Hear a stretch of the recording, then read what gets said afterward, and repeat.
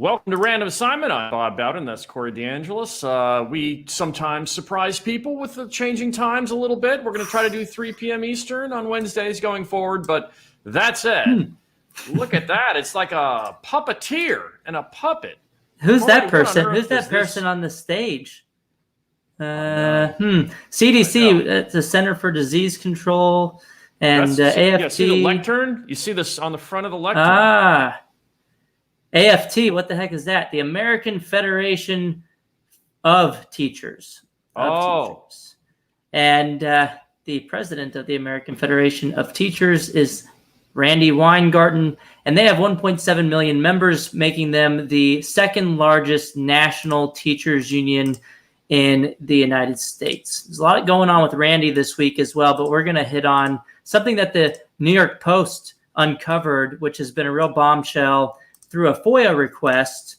The New York Post reported on another group that through a FOIA request figured out that there was influence coming from the American Federation of Teachers on the CDC reopening guidelines. At first, it seemed like it was going to be pretty basic guidelines. And then what really shocked people was that they included community transmission rates as one of the rules for or guidance points on reopening schools, which you can go back and look at the episodes of Random Assignment. I've kind of gone on weird little tangents, and most people probably didn't understand what the heck I was talking about.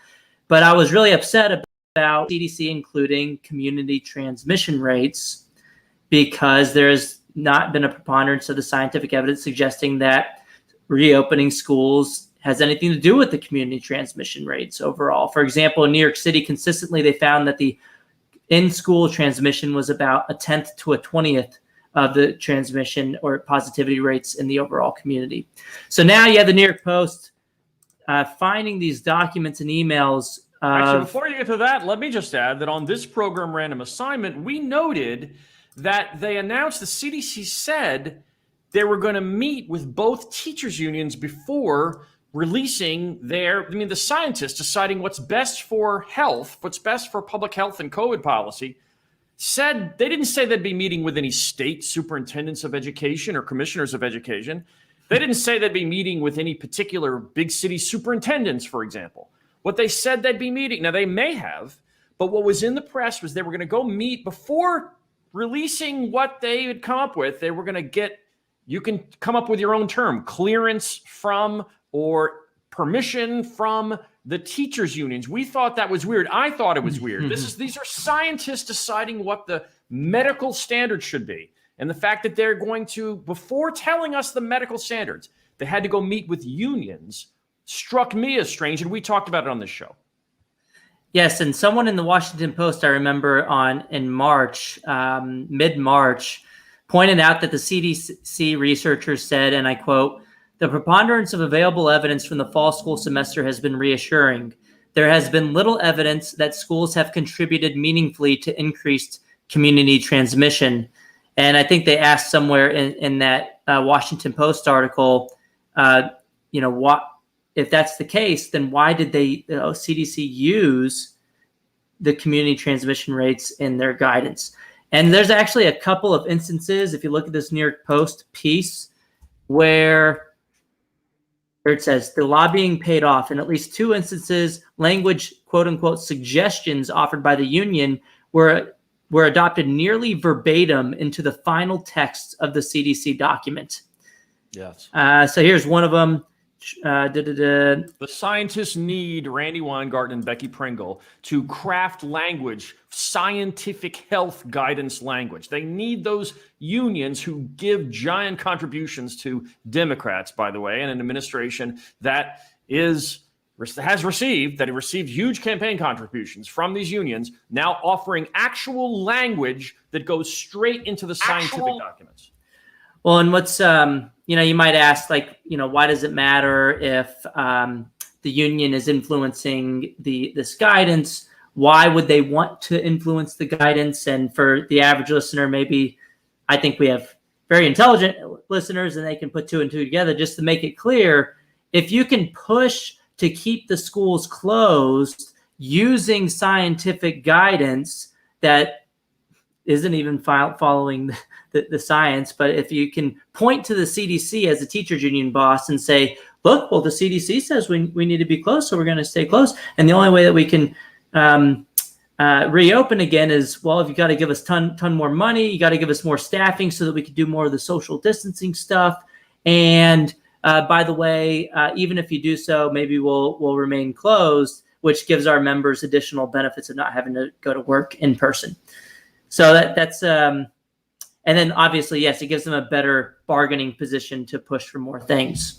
What struck me as profoundly disingenuous is when they said, look, they're stakeholders, and we're just meeting with the stakeholders to explain with them and dialogue with them. No, you don't need that in advance of publishing the standards. You can publish the scientific medical standards and then go communicate with them as you see fit. But the fact that they need to be involved in the crafting of the scientific language is infuriating. The fact that they met at all before the science was out, to me, is infuriating. But then now we know from this Post story that it wasn't just meeting. It wasn't just a case of being on the same page or listening to stakeholders so they'll be aware of how to respond once the press release is out. It wasn't that at all. It was taking their language and sticking it in the document, which they're now moving the goalpost to say that's okay too, because it was innocuous for this reason or that reason or the next reason. Well, you know what? If this was the opposite direction, meaning if a right-wing group met with Republican president, and then that language was directly in the scientific documents, we're quite sure that they would not be responding the same way. Yeah, I mean, in any other field, even social science, education, research, anything, you have your research question, your hypothesis, and your data, and you put the analysis together, and you may have stakeholders that you communicate the findings to, but you don't have them write the study for you. You would never have that. And so that's absolutely ridiculous for social science. It would be I would even argue even more ridiculous for the hard sciences like CDC guidelines on coronavirus and reopening schools. But there's also, the Post has been updating this since the first story. So they have another one that came out last night, pointing out that the press secretary, the Biden's main press secretary, defended the emails between the CDC and teachers unions by saying it was a best practice, what's funny here is Randy Weingarten, the president of the AFT, also defended the emails in the same way, saying that they were quote unquote routine, that this always happens. So it's fine that we always influence the CDC guidelines. So it must be fine that we're doing it now. That's not the defense the education secretary or the press secretary thinks it is. Right. No, the best practice exactly meant from and both of them actually. I saw the soundbite from the press secretary as well as Randy Weingarten's response on Twitter to the whole thing of kind of saying like, "Well, this is just business as usual, essentially." And please, it's gotten absurd enough. I mean, like it's now the teachers unions have become purely political in so many ways. It's almost boring to have to explain it anymore. In the sense, it's not just campaign contributions. We've talked about over 95% of their money going to Democrats from the AFT. We've talked about that in the past. But now it's actually just gotten into every form of liberal advocacy is seen as, their charter to involve themselves in. So I don't know if you saw this a couple days ago, the NYSUT union, Randy Weingarten was speaking on a Zoom call for that group, and went in to explain why. I found this amazing. I don't know if you will or not, Corey, but she went in to explain why she needed to be at the George Floyd Chauvin trial. And if you have that video, let's play it now from Randy Weingarten. Something else that hasn't been easy to reckon with is the racism that we've seen. You are doing that kind of reckoning with the Many Threads program, but we must do more. And I don't know about you, but my first reaction was relief when I was at the George Floyd Square when I heard the verdict. Finally, justice or accountability would be served. Now you might wonder, why was I at the George Floyd Square? Well, I was there with Marcia Howard, who is an AFT member, who's been keeping watch over that square for nearly a year. And during our Get Out the Vote tour, Fed and I talked to her, and she needed a leave of absence to be able to stay in that square. Okay, so let's review. The reason Randy Weingarten was in the square was because an AFT representative from Minnesota needed a leave of absence from educating children to be a part of a criminal trial going on in Minnesota and stay every day to watch over and comment on this particular criminal trial because she wanted to, I guess. Nothing to do with education, nothing to do with children. She wasn't taking a leave of absence to go, I don't know, work on a new algebra program or a new way to teach reading to toddlers. She basically needed a leave of absence from her job involving children and schools to be involved in basically a criminal trial because they decided it was politically advantageous. So the connection between the AFT Teachers Union, really both of them, the NEA, but especially the AFT, and education is getting thinner and thinner all the time until it's now just the case where AFT members just want to advocate for left-wing political causes that have absolutely nothing to do with education, and they come and defend it. Now, this was one union leader talking to another union, so it wasn't really, I suppose, meant for general consumption. But we found it at Choice Media, and I wanted to bring it up. Yeah, I mean, if you look at her Twitter account, it's all political stuff, and it's skewed all 100% left-leaning advocacy on her Twitter account too, and I think that bleeds its way into the unions as well. I mean, you look at the school reopening debate over the past year, so many of the unions banded together with Democratic Socialists of America, and on at least two occasions, calling for police-free schools, defunding the police, calling for Medicare for all, wealth tax, things that don't have to do with safely reopening schools. So we saw that in the past year. And look, the teachers unions are really showing their true colors. Not all of them. I'm sure there are some good ones. But overall, we've seen a lot of nonsense coming from the major teachers union players around the country. And Randy Weingarten tried to defend herself on this New York Post piece. Oh, they have a hit piece out on me. It's not a hit piece. This is just exposing your emails with the CDC, trying to make it more difficult for families to have a choice to return to in-person instruction for their children. It's just absolutely ridiculous, and it is nefarious. Children have been harmed this past year mentally, physically, academically from not having the choice, for their families not having the choice of in-person instruction. So this is nefarious, and it should be called out. I called her out on this lie here. I'd call her out for this being unscientific and nefarious. She was totally ratioed on this tweet. We should rename her Randy Ratio. 378 replies here. There was other tweets this year. She replied to someone saying, "We did want kids in school. I've been arguing for that since last year, since April 2020. That's absolutely ridiculous. That's 1984. We've always been at war with East Asia."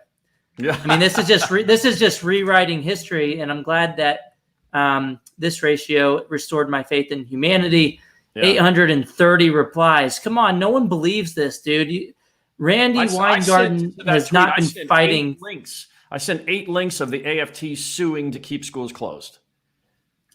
I mean, and for her to try to make this argument as they're being exposed for colluding with the CDC and trying to push them to keep schools closed, it's just absolutely ridiculous.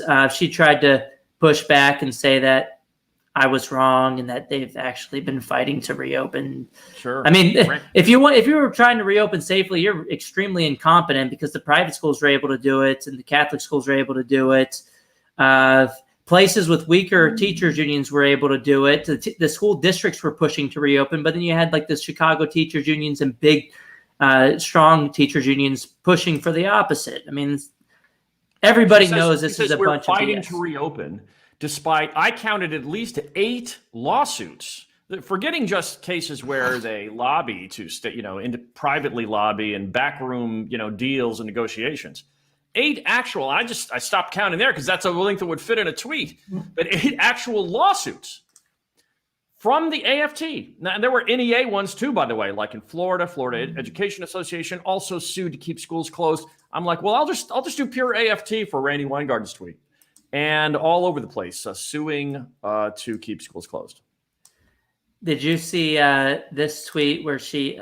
So it's Teacher Appreciation Week. So Randy Weingarten has been huge on really, just putting it all out there, saying, teachers are heroes and we've done the best over this past year.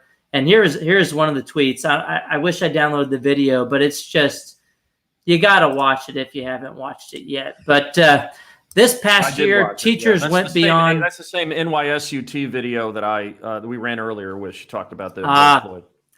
And she says, this past year, teachers went beyond the call of duty to meet the needs of students. I'm so grateful to each and every one of you. I mean, some of them did, the ones that went into school for in-person learning, and a lot of them wanted to go back to work, but the teachers union bosses knew that they'd have a better leverage, a bargaining position if they kept the schools closed, because then they could ask for this federal ransom payment, which they ended up getting almost $200 billion from the federal government, in addition to the $15,000 or $16,000 per student that the K-12 education system already spends per student in the U.S.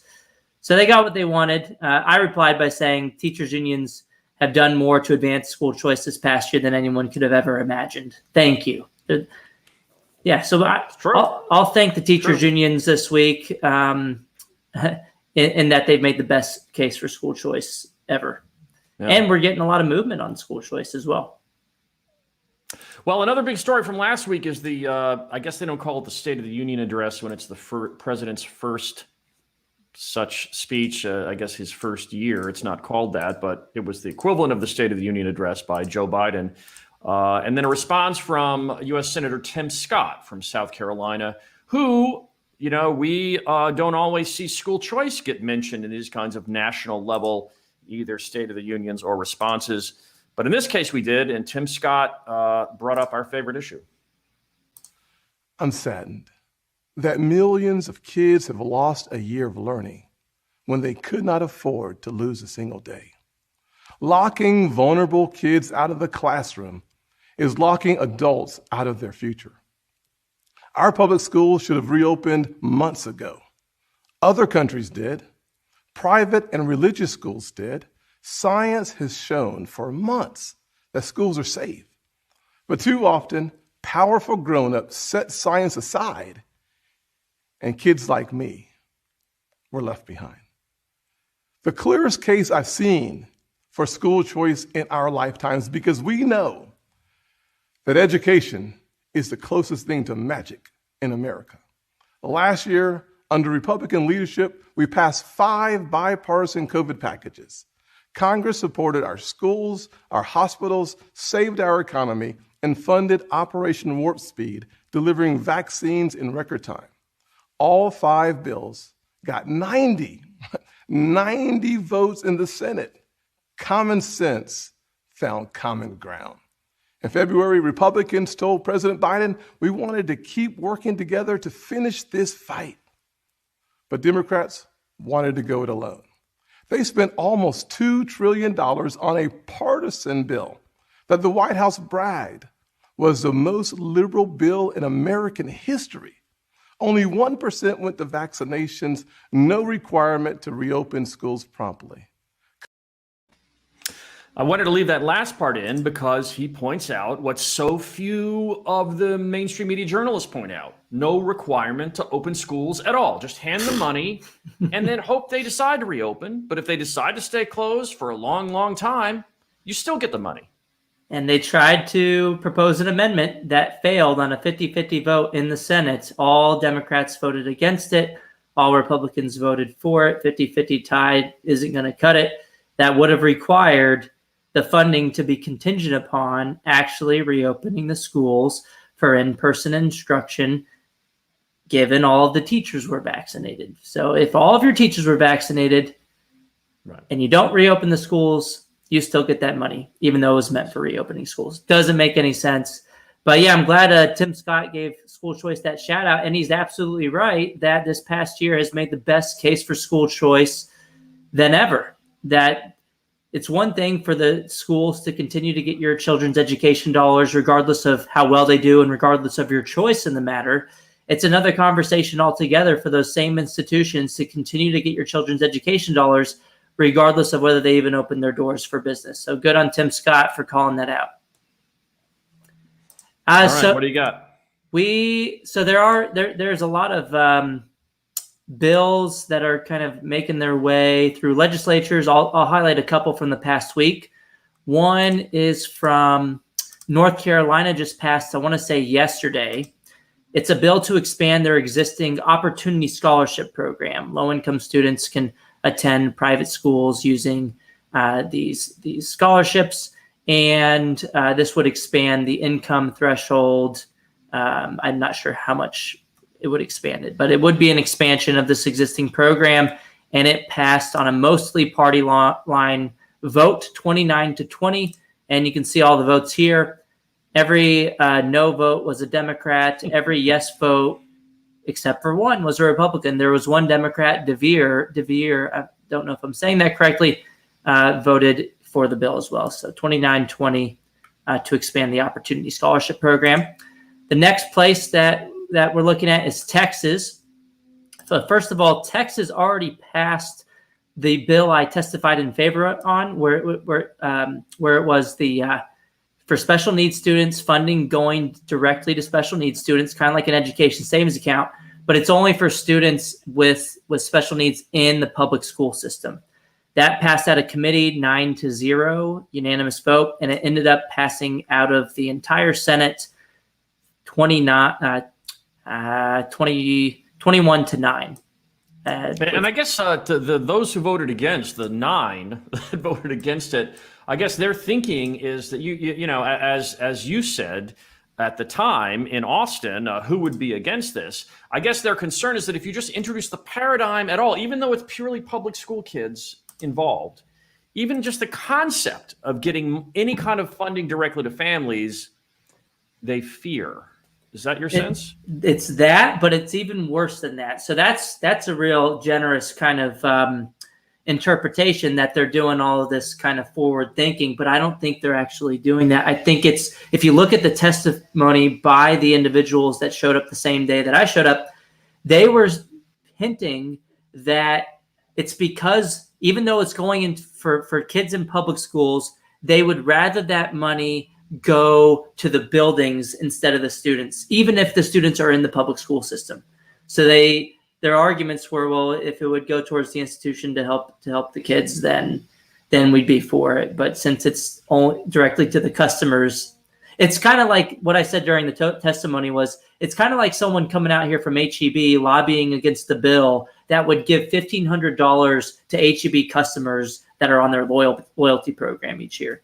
That would be stupid for HEB to come out and lobby against that.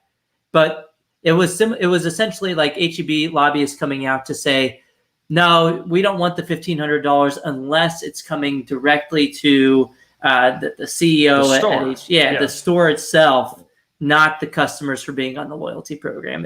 Well, I think that's kind of what I was getting at. I think the idea, just the paradigm shift of just families getting anything is something that I think, anyway, disturbs them. Well, yeah, and people could start to figure out, like, well, if we do it this way and we're funding people directly, why can't we fund people directly regardless of what type of institution they choose? They could have been thinking that as well, but they didn't make it as explicit. And just before we got on this conversation, Ohio just introduced the bill to fund students instead of systems. They already have some voucher programs in Ohio, but this would be another one. Yeah. This is, I think they have 5. This one is called the Backpack Bill, which kind of makes sense. It's kind of like the idea of funding students directly, or having the money follow the child. If you can envision the money, the education dollars actually being in the backpack of the child, following them to wherever they get an education, public or private. So this is House Bill 290 in Ohio. We've been sharing this map from the Educational Freedom Institute, and a lot of times people online were saying, well, what's going on in Ohio? Why don't they have a bill this year? Well, there it is, House Bill 290, the backpack bill in Ohio. I like that it's a backpack bill. It kind of reclaims the language, because some might remember our friend Jeannie Allen of the Center for Education Reform had a quote where what she said is she wants kids to have backpacks full of cash and the schools will compete for the kids. Well, this wasn't blown up as like, oh, look at this. You see education is all about money, don't you? Which, of course, that's what the union does every day. But nevertheless, there was this kind of shaming campaign. I believe in taking words back. Like the word voucher, people for a while said, oh, we can't say that word because that's been sullied or something like this. Our kind of elite verbiage researchers in DC Beltway think tanks on messaging have said that's the wrong word. I kind of like retaining the words the same way the left, socialist used to be a bad term, and the left has kind of reclaimed that word, the word socialist. So if they can reclaim socialist, seems to me we can reclaim words like voucher and backpack. So I'm glad to see Ohio doing that. Yeah, a lot of the public school defenders tried to slander the special needs bill as a voucher, to which I responded saying, well, technically it's not a voucher because it's not even a school choice program because you can't use it to change schools. It is a direct payment to families to use as long as they're enrolled in the public school system. But, if you want to call it a voucher, who cares? You're just redefining the terms. We have Pell Grant vouchers. We got food stamp vouchers. We got all these other types of vouchers. Why are you okay with those, but not when it comes to K-12 education? And a lot of the times, our side will defend tax credit scholarship programs, for example, and say, oh, no, well, this isn't a voucher because it doesn't directly come from the education budget. It's a tax credit scholarship. I think you're right that the better way to push, well, it's one way to push back, but I would argue the better way to push back is say, who gives a hell whether it's a voucher or not? All I want to do is have the money follow the child. It's meant for them. It's not meant for the institution. Call it a voucher, call it whatever you want. It's the best way to go forward. Before we get off of bills, I have one more that is going to be heard in Texas tomorrow. This is an actual tax credit funded education savings account bill in Texas. The other one was only if you're in the public school system. This one is you can use it to attend a private school as well. This is Senate Bill 1968 in Texas, the Family Educational Relief Program. I just wrote some testimony in favor of it today, which I might share online soon after I edit a little bit. But this is the Senate Education Committee. If you want to check out the bill, go to Senate Bill 1968. But it's an ESA. You can use the funding to attend a private school. You can use it for private tutoring, instructional materials, online courses, educational therapies. I believe it's limited to students who qualify for the federal free and reduced lunch program, so lower income students. And here are the committee members for tomorrow. If you want to contact them, tell them how you feel about the bill. I put a link in my tweets to the Texas Senate Education Committee members. I believe there are 11. Is there a dollar amount on the ESA? It said 90% of the Texas state M&O funding, which I believe is about $4,000. So when the public school defenders try to come out and say, well, this is going to defund the public schools, your first response should be, well, it's only about $4,000. The public schools get about $12,000 in Texas. They get to keep a ton of the money for students who are no longer there. If anything, the public schools actually financially benefit on a per pupil basis when they lose their students to competition from this program. So the thing is, they want to keep 100% of the dollars, not just 60% or whatever it comes out to be. Sure. In other words, in Texas, most of the education funding, like most places, comes from local property taxes. So by taking, even if it's a 90%, or even if it were all of the state funding, that's still a minority of the funding. Yeah. So it's right. It's a move in the right direction. Some other people on the other side might say, well, this is $4,000. That's not enough to attend this private school over here or this one over here because it's only $4,000, to which I would respond, well, are you for attaching the local share as well? Are you for making it $10,000, $11,000? Then they'll pivot to another argument. But then another response would be, well, are you against Pell Grants just because they don't cover the full cost of attending Harvard? Then they would shut up as well. That's because a good way to put it. we all understand that every little bit helps, and some assistance is better than no assistance at all. And a lot of the private schools will have a sticker price of this amount, and then they may give scholarships or charge a lower amount for lower income students as well. So you could supplement this $4,000 through the tax credit funded education savings account program through Senate Bill 1968, and then use it in addition to these private scholarships as well.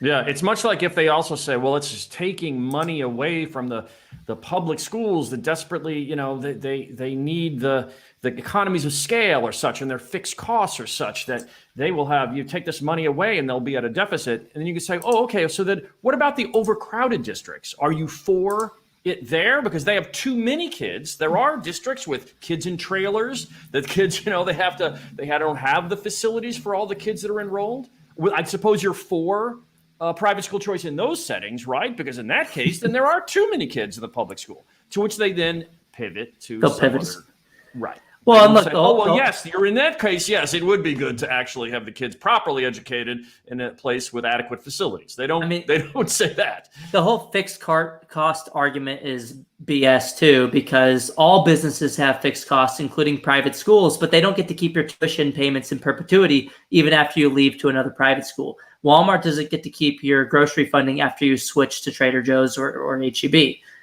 They're not entitled to your funding just because they have to keep the lights on and have maintenance of their buildings, for example. And they have enrollment shifts all the time, with or without school choice. Population shifts come and go. There's building times. There's times cities are shrinking.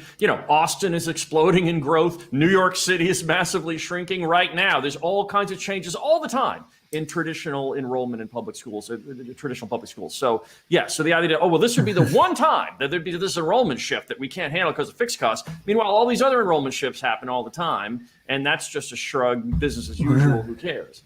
So, right, that's nonsense. Well, they really show their true colors when you point out that they assume all costs are variable when enrollment increases, but then they assume all costs are fixed when enrollment decreases. When it increased, they say, oh, yeah, we need to hire another teacher. We need to do all this. We need $12,000 more dollars. But then when they lose students, they say, oh, well, we got to keep the lights on. We got to pay for the buildings. And we can't lose a penny of that because all of our costs are fixed. And I mean, it just goes to show you that all they're doing is trying to maximize revenues, which is fine. But we should understand why they're saying certain things when enrollment goes up versus when enrollment goes down. And then lastly, because we should probably get off this point, we spent so much time on it, is that with this bill in Texas, we said it's probably about $4,000 per child. Fixed costs are not, $8,000 per child in Texas public schools. If anything, all costs are variable in the long run, according to basic economics.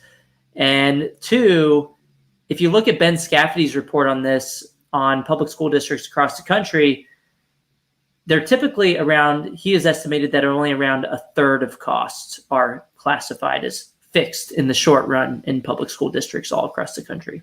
There's some variation depending on the state and the school district, obviously, but on average, it tends to be about 33% rather than not 66%.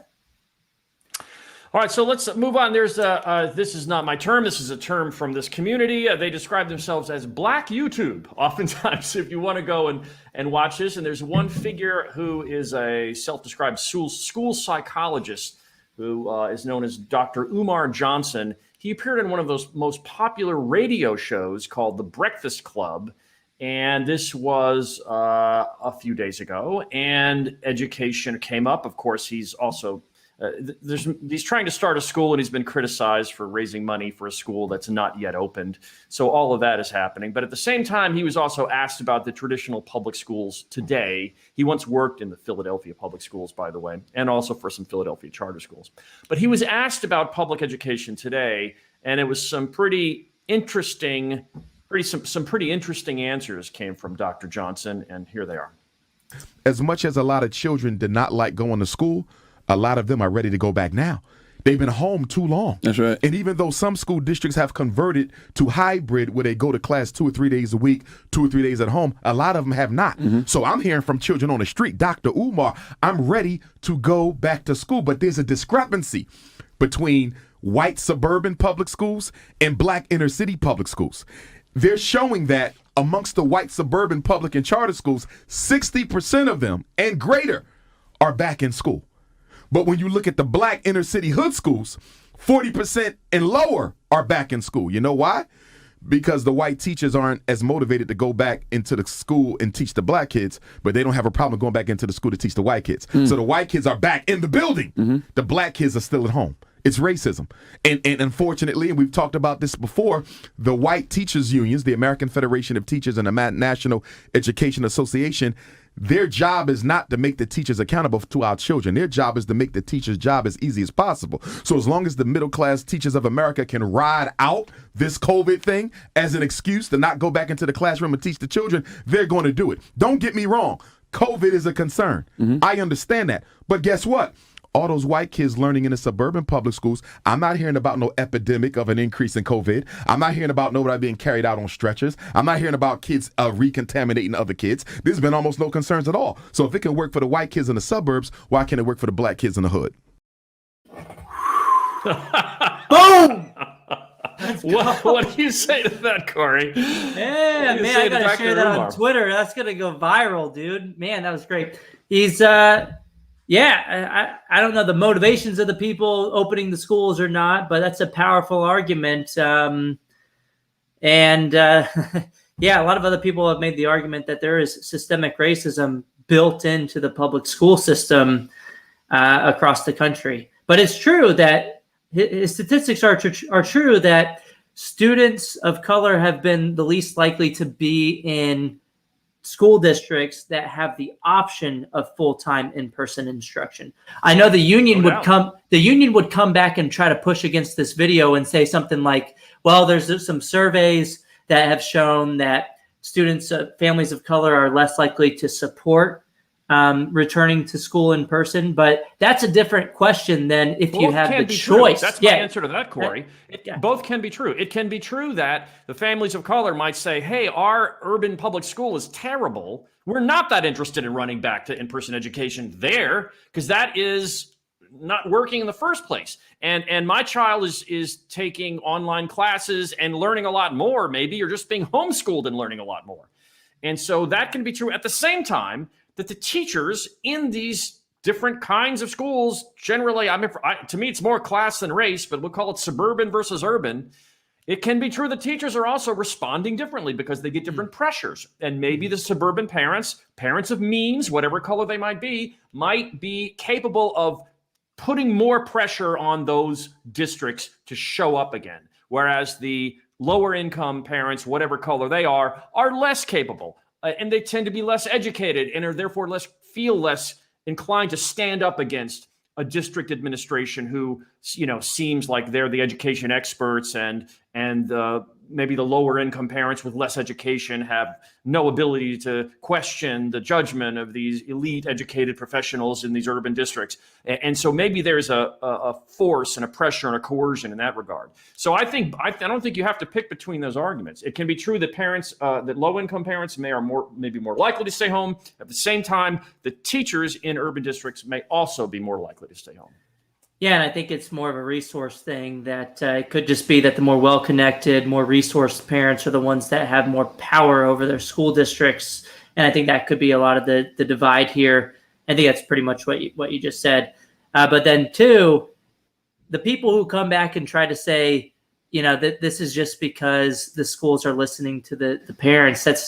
I don't think that's true.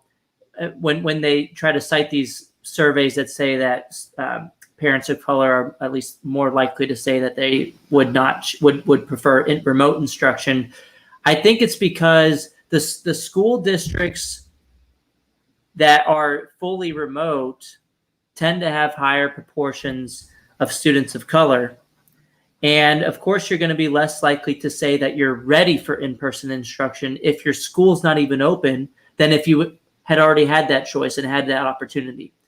Once the school is open, I think people will be more likely to shift that opinion towards saying, "Oh, now more," and you start seeing your neighbors, doing the in-person thing and people talking about it. Then you'll be more okay with doing in person. So I think it's a lot of these things. And one factor leads the other. I'm kind of treating them as if they're independent. And you're kind of saying, yeah, but if the teachers in the suburban area go ahead and open up, the next thing you know, those parents will also be inclined to think it's time to go back. So it's, yes, that makes sense. Yep. And look, and the main point is this is about choice. This isn't about mandating everybody go back for in-person instruction, whether they like it or not. It's about being in a district that has the option of full-time in-person instruction. And if you look at Florida, they're not telling everybody that they must go to in-person instruction, but they are giving everybody that choice to have in-person instruction.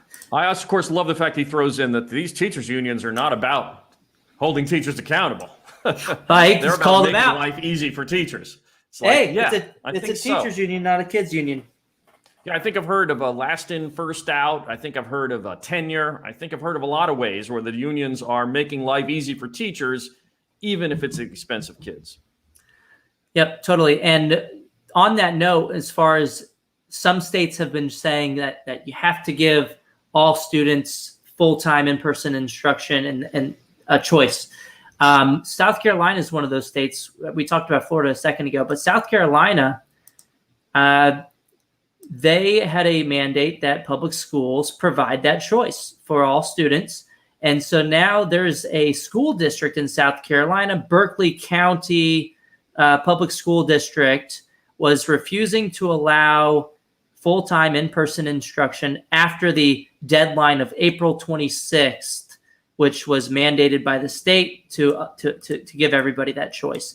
And so now Liberty Justice Center is supporting a mother in a lawsuit suing the district for not allowing her child to have full-time in-person instruction. So families are fighting back. This kind of makes me, this kind of gives me some hope that families are pushing back and fighting against the status quo when their rights are being violated by the local school districts and the teachers unions. We saw some of these cases all throughout the pandemic where some school districts were, I think some parents in Arlington public schools and in other places, I think in a couple places in California as well, where parent groups were filing lawsuits and making the argument that state constitutions all across the country say that you must provide an adequate system of public education for free. And they're making the argument that you're not really doing that if the schools aren't opening and the children are failing at record highs this year. So you're not providing this adequate education. You should open the schools or give us our money to go somewhere else. So hopefully this case works out for the families. I mean, what are they asking for though? Like a that's what I'm curious. Open the schools. Okay. I think it's just open the schools. I thought. I think they just. It's just give. It's almost like oh gee, well, if that's the case, if there's nothing else they have to lose, then it's like, oh, we might as well keep the school closed. And the worst comes to worst, we'll just even if we lose the case, the only thing that happens is revert to norm anyway. It's not exactly a huge downside for the districts, insisting on closure. The whole downside is they just do their job, I guess. But I mean, I've ranted before about how many judges are involved in running public education. It's an absurd way to manage anything. You would never have any sector of the economy. Imagine software companies being managed by judges, or I don't know, everything from law firms to supermarket chains to running shoe companies to I don't know, tech, some sort of web service provider. No, who's going to be managed by these lawsuits and judges? It's just ridiculous, Well, and speaking of South Carolina, there is a education savings account bill to fund students instead of systems out there. It's South Carolina House Bill 3976, and they just had a hearing April 28th, I want to say. And there was great testimony for anyone who wants to go check it out by Dr. Shawnette Parker. Here's some money quotes from her testimony. She says, while some try to argue that COVID would be the reason for low academic achievement in the next few years, I contend that COVID has only exposed many of the problems that have already existed. She went on to say that we need to expand education choice options in the state now more than ever, and that she pointed out, quote, we live in a society in which we are able to choose where we shop, where we eat, where we worship and even receive health care. But for some strange reason, access to K-12 education options are limited, and I think this is quite hypocritical. So she was testifying in favor of House Bill 3976 in South Carolina. Okay, excellent. Let's see. How are we doing? You got anything else? I have one more video. Okay, I have one more video clip that happened on the day that we were supposed to do random assignment last Wednesday. We talk about a lot of victories in different states of expanding educational freedom. In Nebraska, they were not close enough to get their vote for cloture to overcome a filibuster. They had a majority of votes. I believe the bill, they needed 33 votes, which is like 2/3 or something of the votes. They only had 29 votes to 18. So they had an obvious majority of the votes to fund students directly in Nebraska, but they did not get 4 votes that they needed, the 33, to overcome a filibuster. But while the students in Nebraska lost last week in not getting enough votes, I think the movement for school choice won, in that a hero was born in support of school choice, and that is Nebraska Democratic Senator Justin Wayne gave powerful testimony that day in support of school choice, and he even called out his Democrat colleagues for exercising school choice for their own kids and attending private schools themselves, but then pushing against educational options for low-income families. So here's a clip from Justin Wayne, school choice hero, last week, Wednesday, April 28th. I said this earlier, and I want to repeat it because it's just a profound thing that the only people who are opposing school choice today are the same people who have choice. And many of them exercise that choice. This has been a very growing pain for me as I was against this bill my freshman year, and the last 3-4 years struggled where I was going to be on it. But my community can't wait anymore. So here's my offer to all of the people here who have kids. Here's my offer. I will vote to kill this bill if you send your kids to one of the schools in my district that we're waiting to turn around. If you do that, Senator Day, Senator Kavanaugh, John Kavanaugh, I know Michaela will, everybody get on the mic and let's make that promise. Let's transfer the kids. So as we spend 6-7 years in elementary school changing a school, your kid be a part of that change. And when they fall behind, when they don't have the resources, allegedly, when they're dealing with suspensions and things like that, then we can all go through it together. That's what I mean by let's have a real honest conversation. Don't make a choice that you won't allow anybody else to make just based off of income. Because that's what we're talking about. Wow. Boom. Wow. I'll vote to kill this bill. Pardon?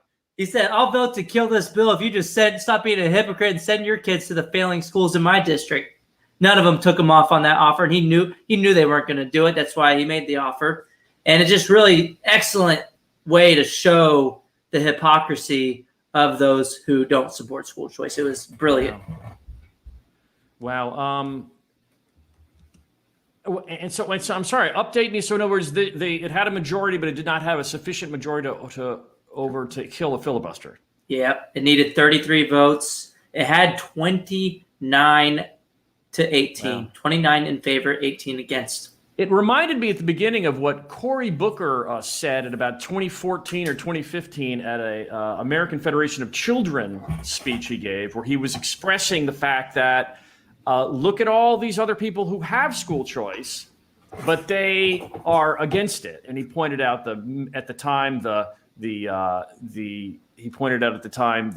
various people in state government, et cetera, in New Jersey. But he didn't have this second part where, how about you send your kids to the school in Newark where I live, if you're voting against school choice. He didn't add that part. That's why this is actually a better clip than the Cory Booker one. Yeah, that was amazing. And it went viral. It's been viewed. Last time I checked was a few days ago. It's been viewed at least 2.2 million times on my Twitter account. So we have a new school choice hero, Democratic state senator from Nebraska, Justin Wayne. And I think that's all the news I have for today. All the news that's fit to stream.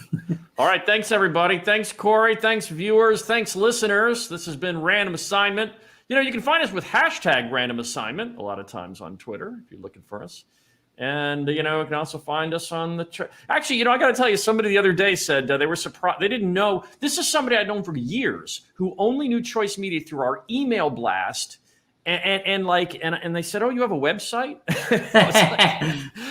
Not to mention all this other work with like daily story of the day commentaries and random assignment. Anyway, so yes, for all of those who maybe don't know about our website or about our weekly weekend review email, find it all at choicemedia.tv. Well, absolutely. Thank you guys so much for watching another episode of Random Assignment with Bob Bowden and myself, Corey DeAngelis. We'll see you guys next week.